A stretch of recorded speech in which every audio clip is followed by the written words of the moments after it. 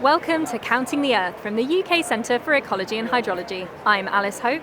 And I'm Sue Nelson. Now, as you can hear, we're definitely not in the studio. We're on location again, this time at a yearly event considered a great British institution, the RHS Chelsea Flower Show. Now, it's pretty noisy. We've got helicopters overhead, there's choirs, but most of all, it's people watching, I think, as well as the flowers. Everyone is dressed to impress. Across us here, there's an amazingly beautiful stand of peonies, all sorts of shades of pink, very frilly. Then we've got some frothy carnations over there. And on the stand here, the UKCEH one, well, it's more my cup of tea. Foxgloves, wildflowers, gorgeous. We're here because this year, as Sue just said, UKCEH has an exhibit at the show, focusing on the importance of gardens for wildlife, whatever their size. I learned, putting the exhibit together, Sue, that UK gardens collectively form more green space than all our national nature reserves combined, accounting for 9,600 square kilometres of UK land. I don't know which I'm more impressed by, that number or the fact that you've won a silver at the Chelsea Flower Show. We won a silver at the judging, which is an amazing achievement. So well done to all of the team that put the garden together. We're very, very excited. So this is why this 9,600 is our headline number. Not because you got a medal, but because of that wonderful statistic. Yes, absolutely. And this highlights the power of gardens as these vital mini ecosystems that we can all help create. Well, I don't think my garden will ever win any awards, but it's definitely a mini ecosystem. We've got a beech hedge, which the birds love, and since No Mow May often morphs into Just Don't Bother June in our case, at least we've got plenty of wildflowers for bees and insects. Well, that is very, very good to hear, because the ambition of our exhibit is to help people appreciate how they can use their plant choices to make their gardens look beautiful, whilst also shaping a thriving ecosystem and support biodiversity through pollinator-friendly and drought-tolerant planting. And we want to show how the public can help scientists understand these spaces better through becoming citizen scientists, while also improving their own well-being at the same time. On the UKCEH stand and in this podcast, we're finding out about the surprising array of wildlife that's tucked into all corners of your garden. And we're exploring the ingenious new ways scientists are developing to record all that life in our green spaces. Creatures like these.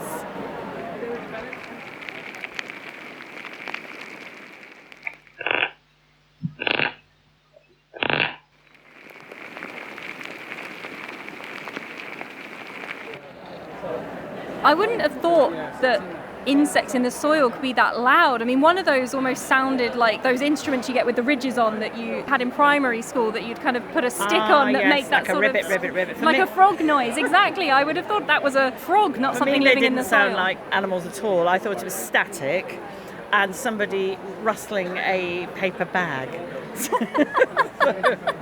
So we really need to find out what these are. And on the stand with us today is Alyssa Duffy, a data scientist at UKCEH. Alyssa, put us out of our misery. What on earth did we just hear? The first one was an earthworm as it moves through the soil. The second was a beetle as it tippy-taps across the top.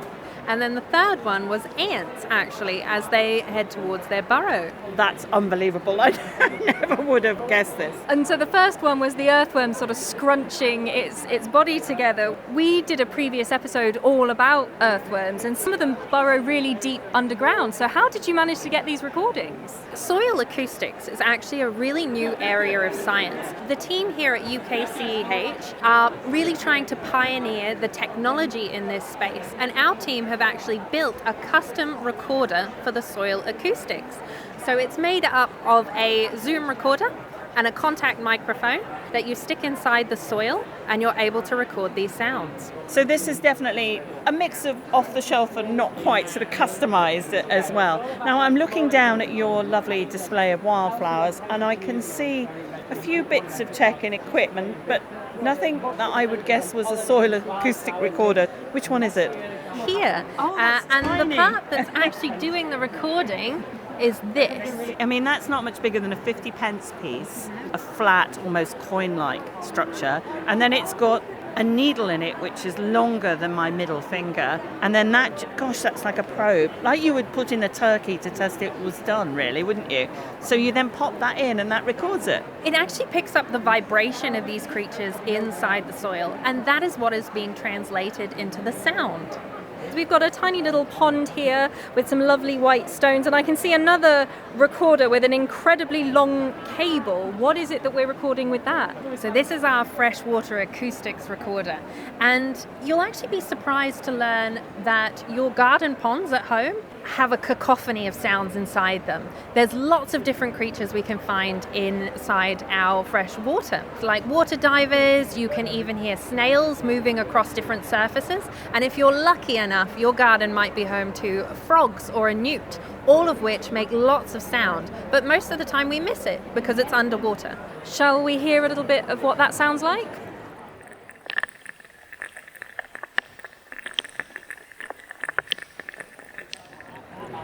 So do these recordings give you an idea of exactly what you've got either in the soil or in the water?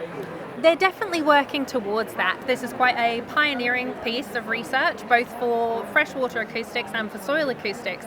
But what we do with these recordings is we take them away and we run them through AI algorithms, which are able to identify unique things inside the sounds. And we're working with scientists across the globe to create catalogues, in essence, of what these sounds actually are, both for the soils and for fresh water. You mentioned you've been taking recordings in ponds, but the cable of this is incredibly long for a pond. I don't know anyone who has a pond that deep. Why is the cable so long? So this particular device was actually made for one of our projects that we are developing up in the northern part of the UK, looking at Arctic char. And the idea behind the system was we needed something that you could throw into a lake and leave it there to record automatically for a number of months, which is why we had to custom design this type of machine, because that isn't readily available at the moment. I've got the Merlin app on my phone, and it's amazing how it can pick out individual bird species, even if you're hearing a mix of different sounds. I presume AI is making these things possible, and that's something you're looking into as well? AI is really the driver behind a lot of these systems, or the usability of these systems, not only for the freshwater acoustics and also for the soils, but also for a device we're going to see later. AI is what we use to do the identifications. And not only are scientists training these AI systems, but we also rely heavily on citizen science to be able to populate and train these models and these systems in the background. So the research is actually really done on the back of a lot of citizen science and the efforts that people contribute. So even if you go out to your garden and you're recording a bird, it's likely that the data you've recorded has gone in to train these systems. So apps and platforms like Merlin rely very heavily on the contributions of everyday people. Well, there's one more bit of equipment here that we've not discussed yet. It almost looks like a sort of iPad device, vertical, stuck there, and it says LepiSense. I've heard this being referred to as a moth photo booth, which is fabulous. So you've got to explain this one to us and how it works. So the LepiSense system is taking images. So it takes snapshots. It uses 3 different types of light, so UV, white light and blue light, to attract nocturnal insects. And they land on the board and then have their photo taken, and then they can fly away.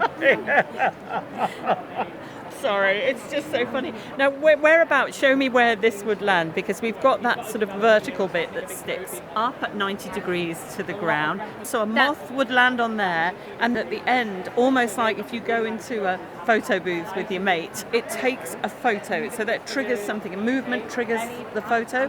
And then where do these pictures go? I'm assuming some of them, like in an ordinary photo booth, you're a bit blurred, you've got your profile, you're making a funny expression, it's not quite right. How do you tell what moth is what? So the moths land on this whiteboard here is the idea, and the images can either be motion triggered or taken on a schedule, so a 10-minute scheduling. Gotcha. And then this unit here is the actual camera that takes their photos. Yes, you do end up with some individuals in a photo being blurred, but actually we find that lots of nocturnal insects will stay and settle on the boards. So what we end up with is hundreds of photos of particular individuals who've decided that this is where I'm staying for the entire night. Like the Kim Kardashian of moths. Yes, yes. We have had some directly land on the actual camera before, and all you get is their face and not the board at all, which is quite funny. You can end up with thousands of images per night. Pictures from this system are then fed into a particular AI process that we have developed, and it uses the AI algorithms to not only identify the individuals down to species level, but we can also track their movements in time. So as I said, the ones that stay on the board, we can follow them too. So they're not double counted despite their desire to be. That's absolutely amazing, just thinking about all of those moths, and we've got a video running on the stand where you can watch all of the insects moving around. The fact that we can use AI to help us understand the natural world is just incredible, and thank you so much, Alicia, for explaining it to us. There is so much life out there, even if you have a garden the size of a postage stamp, but clearly most of us don't have access to such fancy equipment. Luckily, there are much simpler ways for the public to engage with the wildlife, and we have some here. There's even a good old-fashioned butterfly net. Never goes out of fashion and still used very regularly by researchers. For a bit of a bigger outlay with some impressive DIY skills, you can set up a light trap overnight and harmlessly catch some of the 2,500 moth species found in the UK, from the scarlet cinnabar moth and the sulphurous brimstone to maybe even the huge dead's head hawk moth that has a wingspan of 120 millimetres.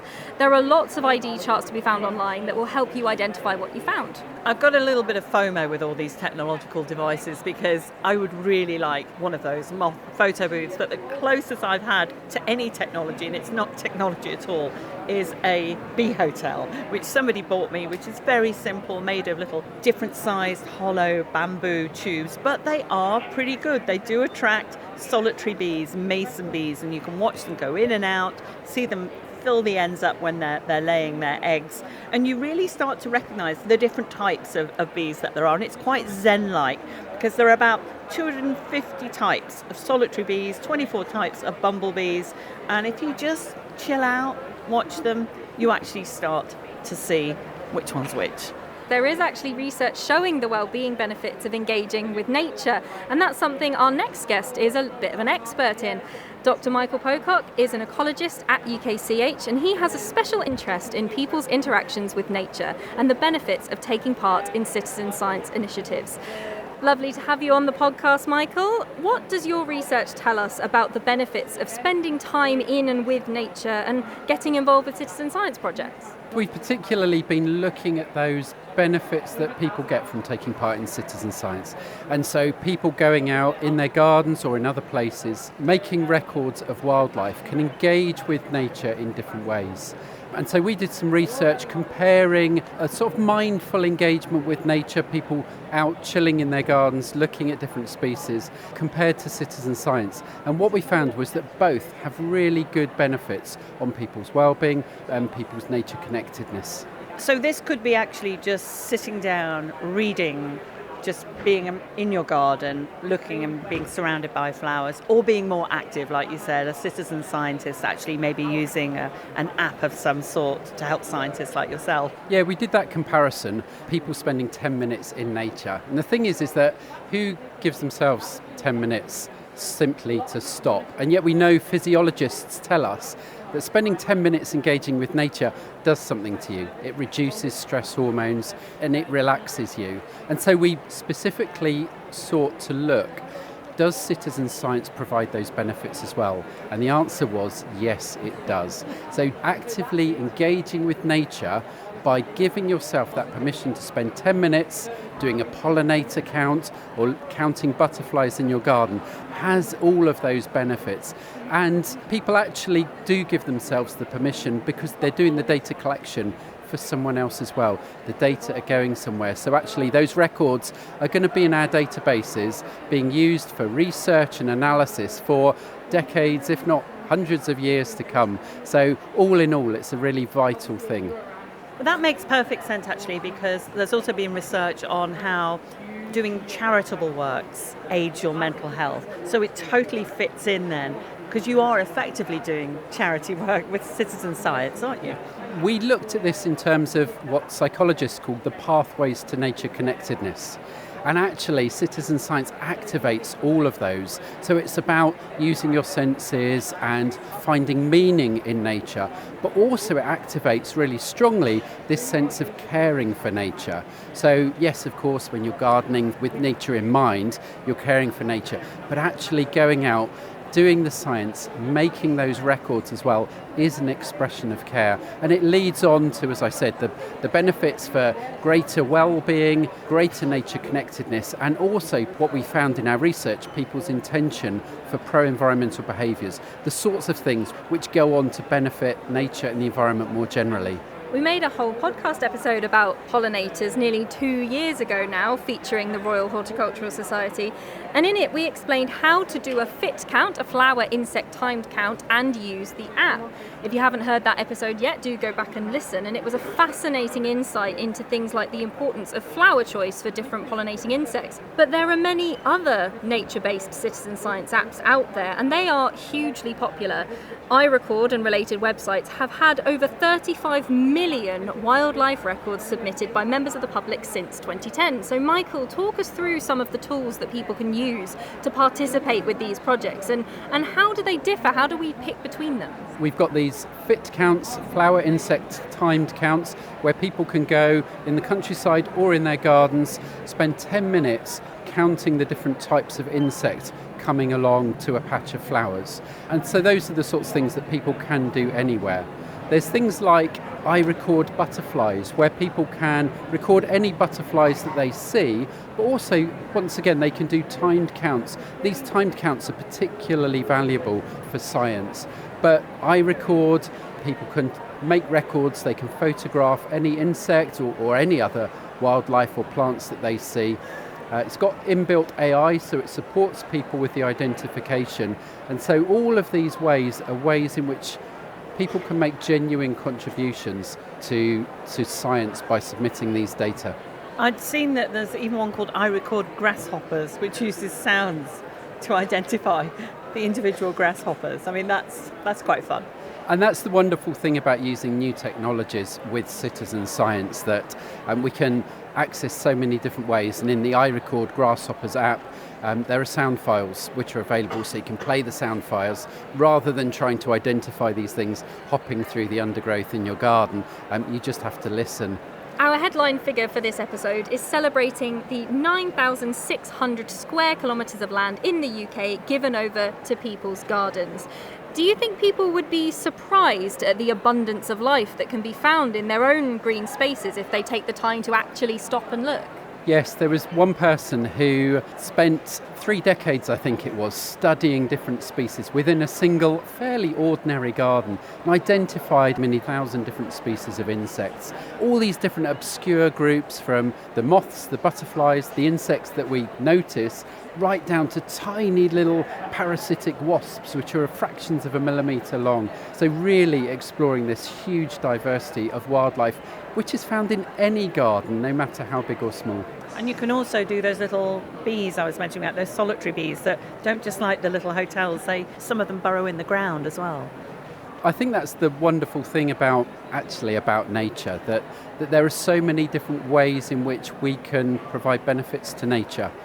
Within our gardens, there are different things that we can do. So leaving areas of bare grounds where you see the bees nesting, as you say, like those little volcanoes of earth, as they're burying in the ground. Such an incredible variety. You do seem very zen-like, I must admit. You seem very sort of calm and relaxed. So I'm assuming it definitely works for you, as obviously it does for the public. Dr Michael Pocock, thank you very much for joining us. Michael mentioned a variety of citizen science apps there, from the Fit Count app to iRecord. And this summer, there's an extra push on studying the wildlife visiting our gardens through the Big British Garden Survey. As well as submitting observations, participants are asked to complete a survey about their gardens so that any sightings have greater context. And this will help scientists better understand the role that gardens play in providing space and resources for wildlife. The Big British Garden Survey is being run by the National Garden Scheme, with UKCEH scientists designing the survey and managing and summarising the data collected.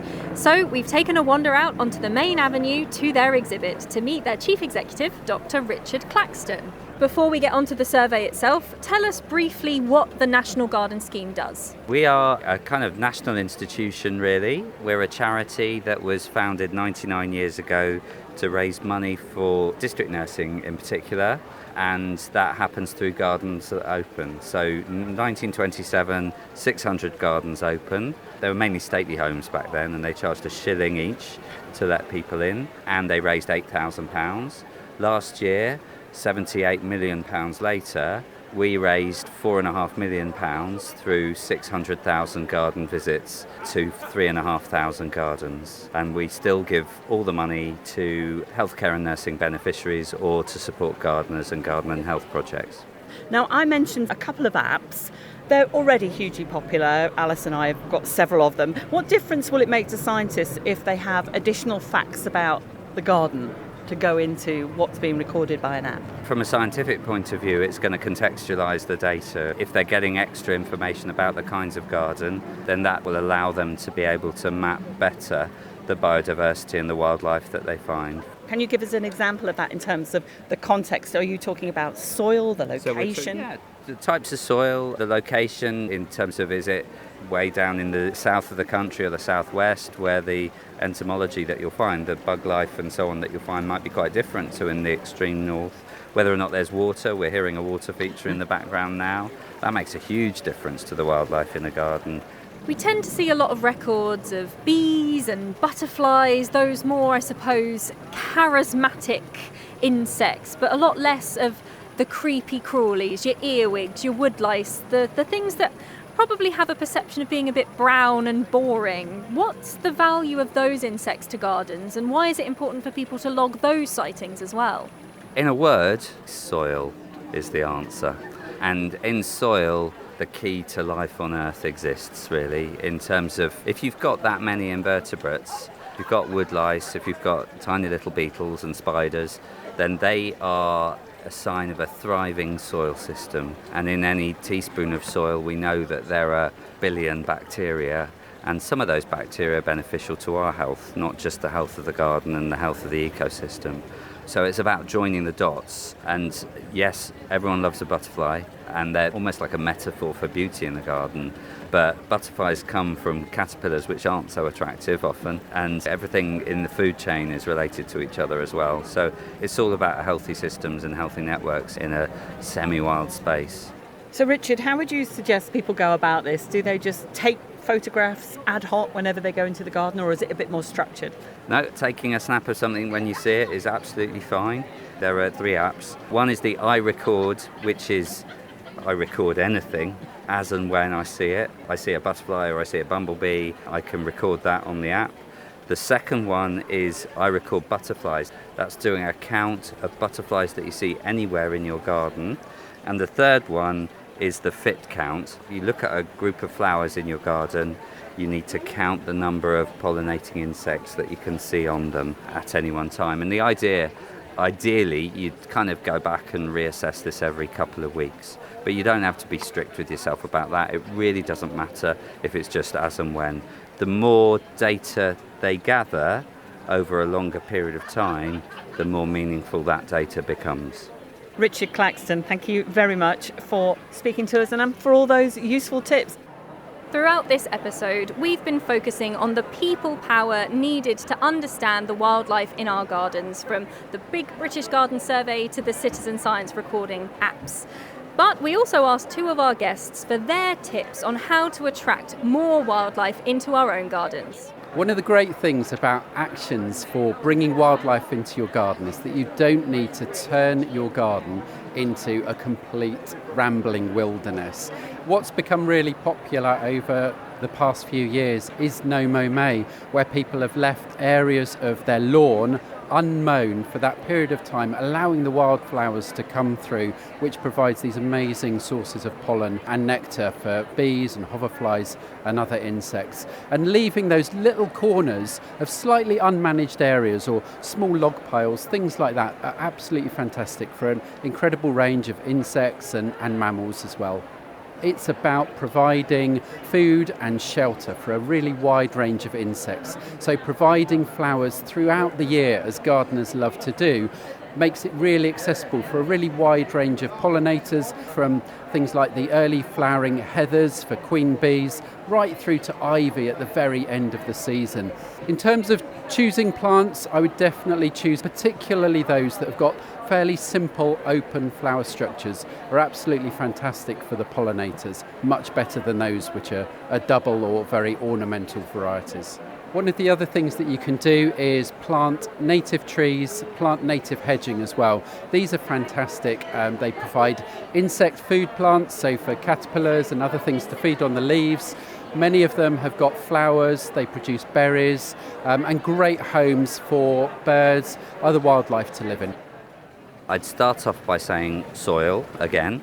Soil health is so important to the biodiversity in your garden, and in particular using an organic mulch that ideally made yourself. So garden compost, leaf mould, lawn cuttings, and it will be teeming with bacterial life and microorganisms. And if you put that on the soil, the earthworms will help digest it, and then the whole thing breaks down into a virtuous circle that will massively improve your soil health, as well as bringing more insects in to eat those microorganisms and so on. Then the insects get eaten by the birds and the food chain is propagated that way. And the side effect of having healthy soil is you get great looking plants.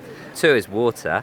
Water is a game changer for a garden. So a pond or a water feature that is at ground level, so that things like hedgehogs can come in, toads, newts can get in and out of it. So you'll find that you suddenly have less in the way of slugs eating your plants as well if you do that. But actually you'll find that birds go there, insects, bees, wasps all need water. So a water supply in your garden allows everything to survive better. Well, sadly for us, our time at the RHS Chelsea Flower Show is almost up, but it's been great fun. I think my favourite thing that we've seen has been the technology. I loved hearing that earthworm squelching through the soil. I thought that was brilliant. For me, it's the Kardashians. It's those moths that love the selfie booth, and then seeing it here on the stand, the screen at the top where you could actually see the AI identify the moths. That blew me away. I just thought that was absolutely fantastic. And where better than the RHS Chelsea Flower Show, the temple of UK horticulture that it is, to celebrate the contributions our gardens can make to the natural world. I read a really shocking figure recently that we've seen a 70% reduction in wildlife populations since 1970. It's easy to think that your individual garden doesn't have much of an impact, but whether it's a balcony planter, an allotment or a back lawn, it's part of a much bigger, living, dynamic system. Let's recap on our headline figure for today. 9,600 square kilometres of land in the UK is made up of people's gardens. Taken together, that makes a huge contribution to supporting biodiversity in the UK. According to the Royal Horticultural Society, gardens support around half of all UK birds, mammals, butterflies, reptiles and amphibians, and that is just staggering. Now, as you know, Alice, I'm a big fan of nature apps. When we've done podcasts out in fields before, I've been a nightmare because I stop to use it and take a picture.